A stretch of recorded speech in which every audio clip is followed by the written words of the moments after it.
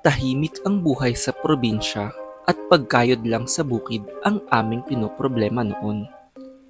Simpleng buhay lang ang hanap naming mag-asawa, kaya naman laking pagbabago sa aming buhay nang may mabalitang umaaligid na aswang sa aming bayan. Sa kasamaang palad, ay saktong sa aming bukiran mismo ito nagpapakita. Ang nakakapanghinala pa dito ay lumabas ang mga aswang nang dumating ang aming mga bagong kapitbahay. Ako si Mariel at dito nagsimula ang aking kwento. Matagal na kaming nagsasama ni Hoben bilang mag-asawa. Magkababata kami sa probinsya at dalagita pa lang ako ay nililigawan na niya ako. Marahil ay dahil kilala na namin ng isa't isa, kaya naman madali kaming nagkagaanan ng loob. Siya ang nagtatrabaho sa bukid na malapit sa aming bahay, samantalang ako naman ang nangangasiwa sa pag-aayos sa loob ng bahay. Ilang taon kaming maayos na nagsasama, ngunit sa isang iglap ay hindi namin inaasahang magbabago ang lahat. Isang gabi kasi ay may bali-balita na may lilipat na bagong kapitbahay malapit sa amin. Halos wala kasing bagong tao na dumadating sa aming bayan, kaya naman natuwa kaming lahat. Hindi ko inaasahan na pati kami ni Hoben ay mabibighani sa mga dayuhan. Si Clarissa ang isa sa mga nagpakilala sa amin at siya ay isang napakagandang dalaga. Mahinhin ito, ngunit mapaglaro kapag nakikipag-usap kay Hoben. Hinahayaan ko lang ito dahil tiwala naman ako sa aking asawa. Napag-alaman namin sa kanya na magkakamag-anak silang dumayo sa aming bayan at sila daw ang nakabili ng malaking lupain ng bukid malapit sa amin. Sila na daw ang bagong tagapamahala at sa kanila na magtatrabaho si Hoben. Ilang araw pa lang ay nag-alangan ako sa mga bagong lipat. Ayoko man maging masama ang tingin sa kanila, ngunit maraming kahina-hinala ang naganap simula nang dumating sila. Ngunit ang hindi ko malilimutan ay nang may matagpo ang patay sa bukid.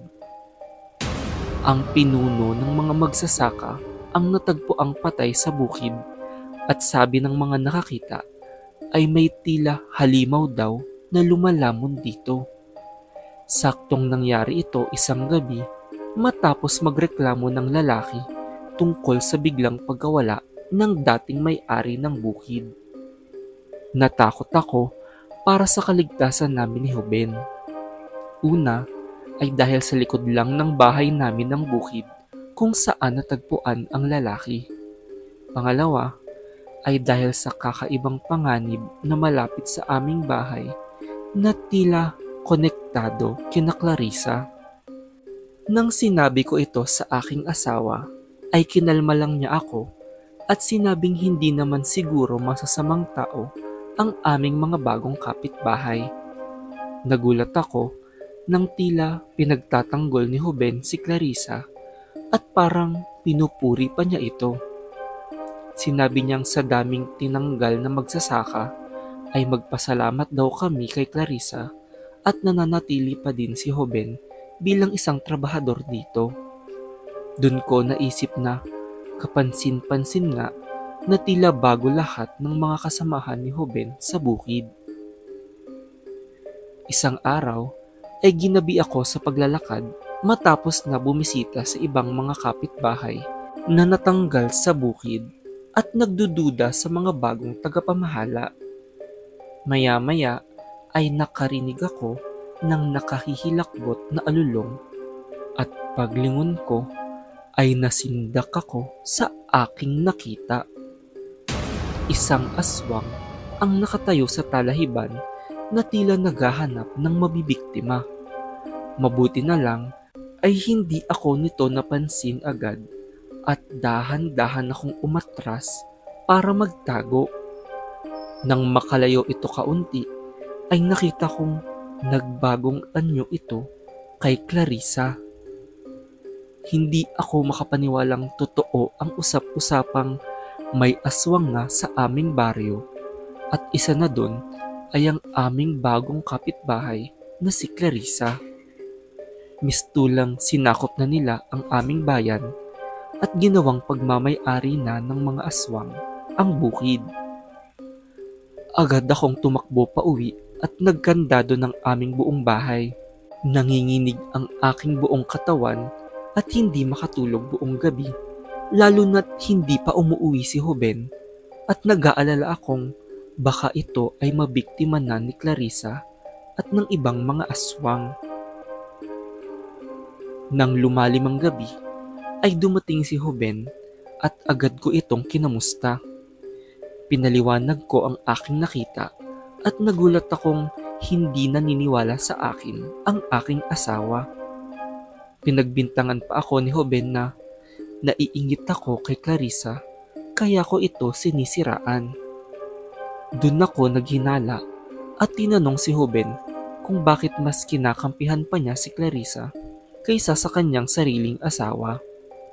Sa aming pag-aaway ay galit na lumabas si Hoben kahit gabi na. Nang mahimasmasan ako, ay nakonsensya ako kaya sinundan ko siya. Kaya naman maingat akong sumilip sa labas kahit na natatakot pa rin ako sa banta ng pagpapakita ng mga aswang. Naisip kong malamang ay naging paborito nila si Hoben kaya hindi nila ito sasaktan. Ngunit pagsilip ko sa labas ay nalaglag ang aking puso. Dahil nahuli kong nakikipaglaplapan si Hoben kay Clarissa sa dilim. Dun ko napagtanto na kaya pala niya ito dinedepensahan palagi ay dahil kalaguyo na pala niya ito. Pinigilan ko ang aking pag-iyak at aalis na sana nang biglang sinakmal ni Clarissa si Hoben. Nagsisisigaw sa sakit habang nagpupumigla si Hoben. Ngunit nagbagong anyo na si Clarissa bilang aswang. Lumapaypay ang katawan ni Hoben at tumagas ang kanyang dugo habang nilalamon siya ni Clarissa.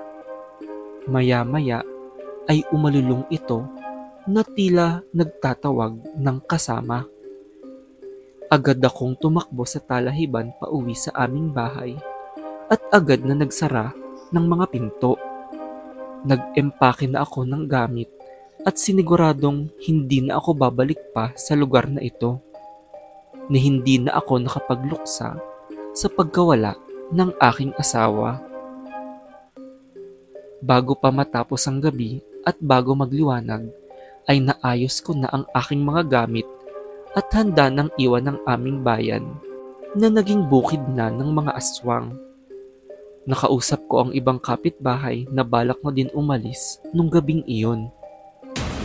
Habang papalayo kami, ay natanaw ko si Hoben na mistulang naging aswang na din. Mukha itong malungkot na iiwan ko na siya at ang aming bahay na magkasamang pinundar. Nakatitig lang ito at hindi na kami hinabol pa na tila nagsisisi sa kanyang pagtataksil.